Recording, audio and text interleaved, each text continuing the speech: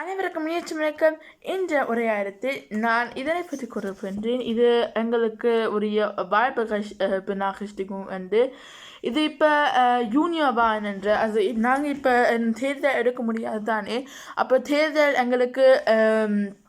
எங்களுக்காக மட்டும் இப்படியான எங்களுடைய வயதானவர்கள் இப்போ 7ஆம் வகுப்பு இருந்தது 10ஆம் வகுப்பு ஆக வரை இப்படியானதை செய்ய முடியும். அப்போ உங்களுக்கு பின்னால் உங்களுடைய இன்ஃபர்மேஷன் எல்லாம் போட்டு கிடக்கும்.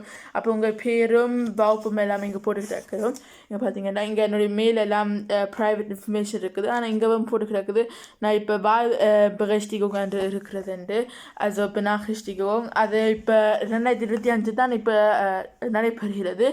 இதே போல் நாங்கள் அப்போ ஒரு கட்சியை நாங்கள் எடுக்க முடியும். இப்போ நாங்கள் எங்களுடைய பொலிட்டிக் பாடத்தில் இப்போ அதை பற்றி படித்து கொண்டிருக்கிறோம். அப்போ அதை படித்து இப்போ நாங்கள் எந்த பார்ட்டி எடுக்கிறது என்று தேர்தல் எடுக்கிறது என்று கண்டுபிடிச்சு அது அப்போ ஞாயிற்றுக்கிழமை அன்று அது இந்த வாரம் ஞாயிற்றுக்கிழமை அப்போ நாங்கள் இந்த வெப்சைட் எடுத்து மூலமாக போனால் அப்போ எங்களுக்கு காணலாம் என்ன இப்போ எங்களுடைய வயதுபவர்கள் எப்படியான பார்ட்டிக்கு அவை போகிறார்கள் என்று. இதில் இப்போ பாலுமாட் அல்லது ரியலோமாட் என்று போன்றதெல்லாம் உங்களுக்கு உதவி செய்யும். ஆனால் அதைத்தான் நாங்கள் இப்போ வகுப்பில் இப்போ பொலிட்டிக்ஸ் பாடத்தில் செய்து கொண்டிருக்கிறோம். நீங்கள் இது இப்படியான செய்திருக்கிறீங்களா உங்களுடைய வயதில்? அதை அப்போ எனக்கு சொல்லுங்கள். நன்றி, வணக்கம்.